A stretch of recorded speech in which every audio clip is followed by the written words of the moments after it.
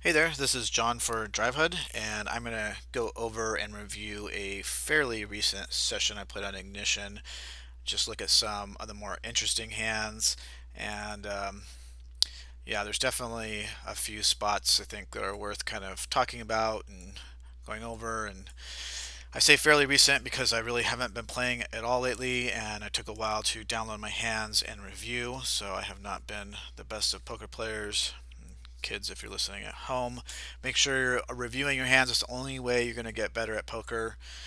Back in the day, especially as I was first learning, it was just automatic.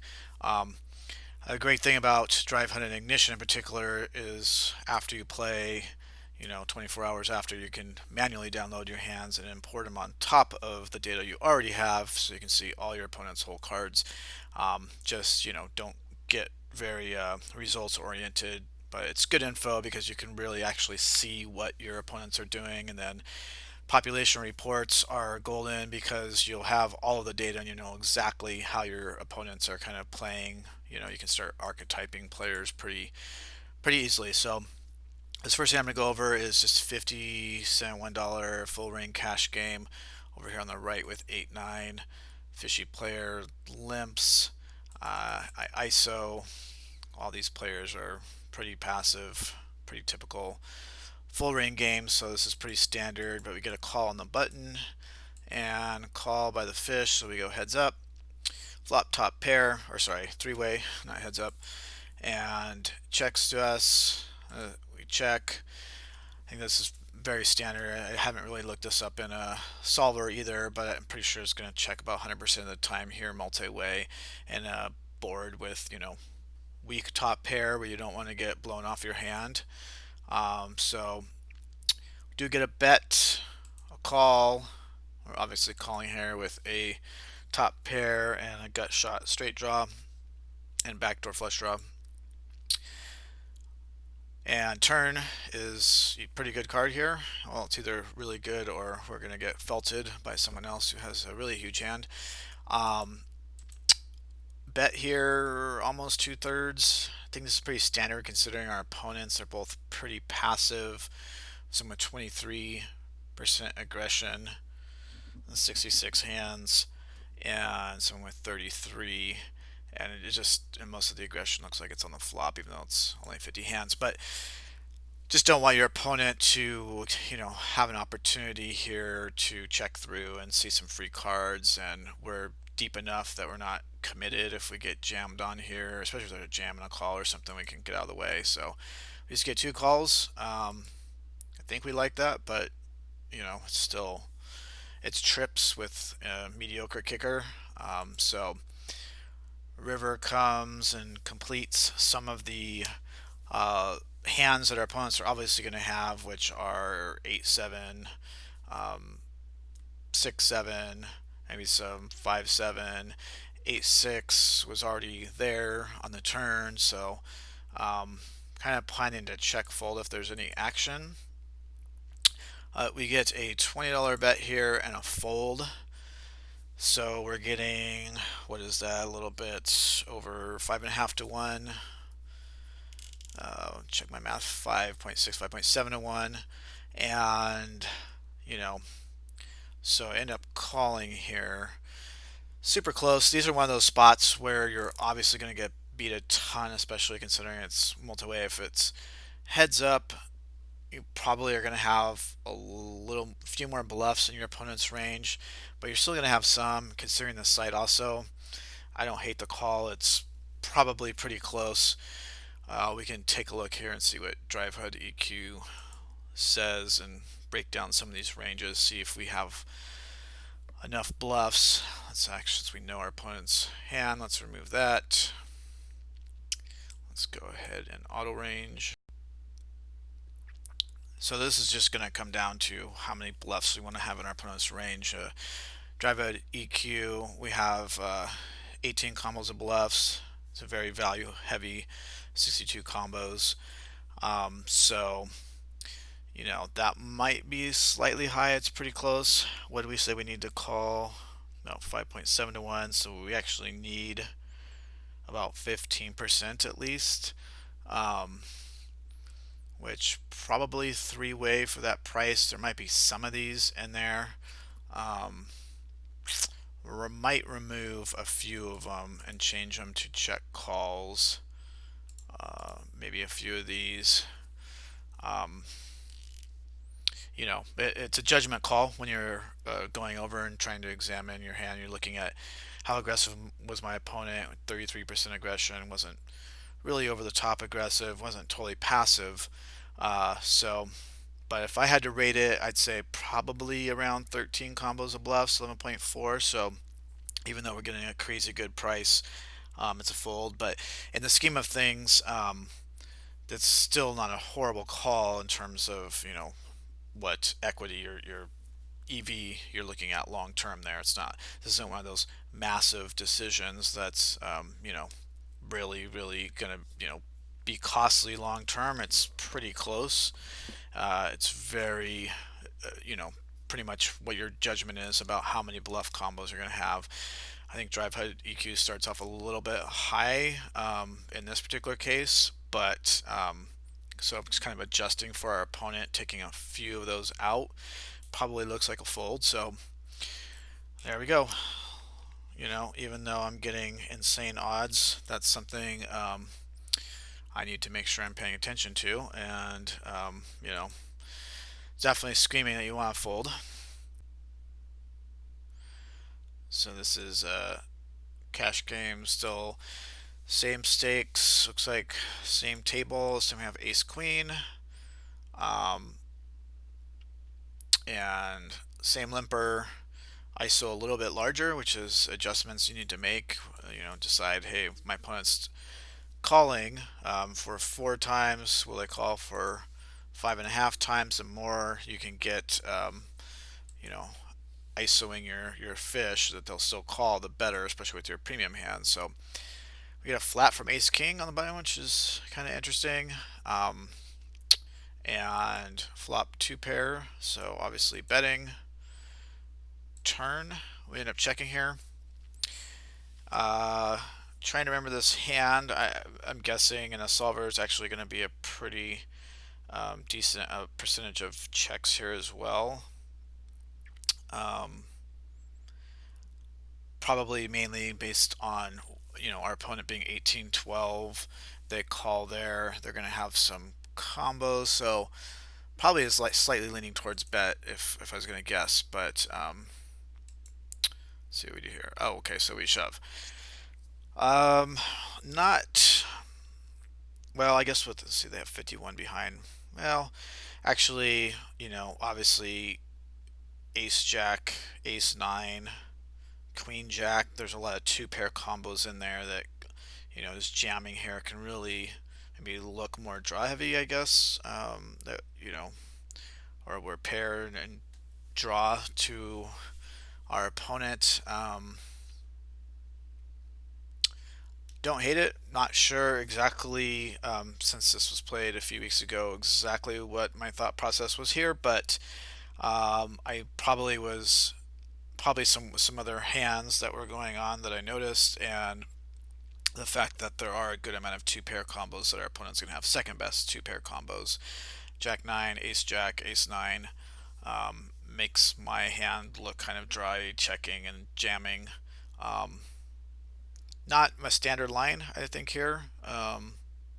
So I'm not really going to overanalyze that one. That was judgment call. Did he? Yeah, he folded. Okay. Yeah.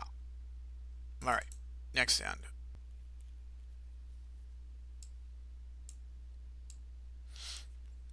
So this is 25-50 cents, no limit, open raise in the hijack, and get flatted in the big blind with jacks, and flop open and straight draw, bet flop, and check min raise turn. So it's kind of good info to put in your population reports. What percentage of the time, especially on paired boards, our opponents, what kind of hand strength are they having if they check min raise a flop. Usually I talk a lot about if someone check min raises the turn, you're pretty much wiped out unless you have a really big hand. But it's also good info to have. Obviously we're going to call here, getting good odds This is exactly why we call. We hit our straight with a flush draw as well. Not that we need it. Our opponent bets. We go ahead and raise. Yes, pair board, so we don't want to scare them off, but we do want to get value because they call here. It's a pretty easy river shove. 30 left. Um, you know, would have ideally liked to raise a little bit larger, but you gotta keep it within a reasonable range there when the bet is so small. So I do get a call, and they're vastly disappointed that they didn't three bet their jacks pre-flop, even though I probably would have called. Um, but yeah, that was not well played by our opponent. As soon as we can also learn by how bad our opponents play, right? Next hand here. This is same stakes now, and looks like we have jacks on the cutoff, flat from the button. You can see the hand, and a flat call from, I have no idea why this guy's in this hand, 30-21 player, strange. And we have second pair, somewhat draw heavy board. Check here. Don't mind a bet. You're gonna bet here a good percentage of the time. Um, this person had been somewhat aggressive and passive 13-4, so um, definitely don't mind checking there and kind of seeing what these two guys are gonna do. He pots. Strange that people have these kinds of sizings on these textures multi-way, but anyways, we're gonna call. Turn is a 6 of spades, so flush draw comes in, turn goes check check. Pretty standard. I bet you yeah, okay. So I bet at quarter pot. I like this bet because nine's in his range. It's obviously something he's gonna check through here.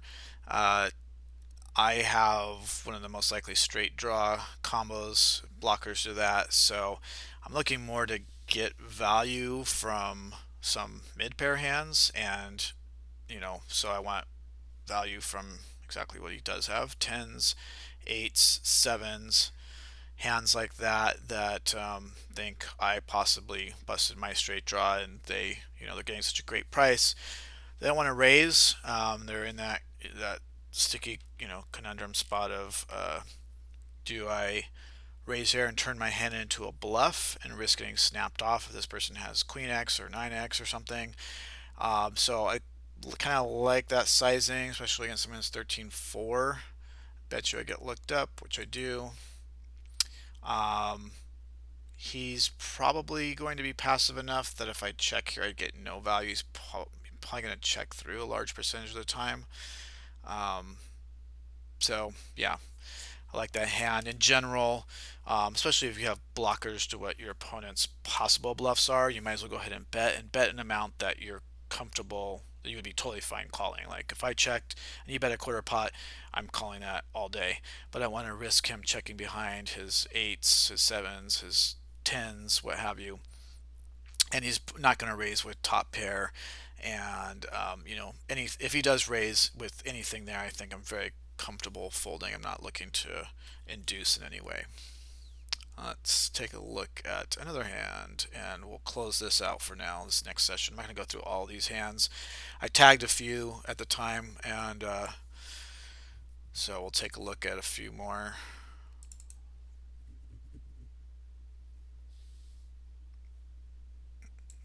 Okay, this is 50 cent one full ring. I guess this is mainly a full ring session. On the button, min raise, going to 3-bet, try an ISO, particularly this player here if I can. But I get both guys calling. Totally blank board. I'm not sure. Usually I would bet here majority of the time, especially against these guys. This is obviously missed. Yeah, there's going to be some small pairs there, but I think because of that, you should continue to bet. Very odd that I did not bet here. And I get a $5 bet into 30, which I do call. Okay, expect that. And river kind of bricks, and then I get 20 into a 35, so $20 bet to win 55. A little over about 2.5 to 1. I'm sure I'm super suspect about this just simply because um,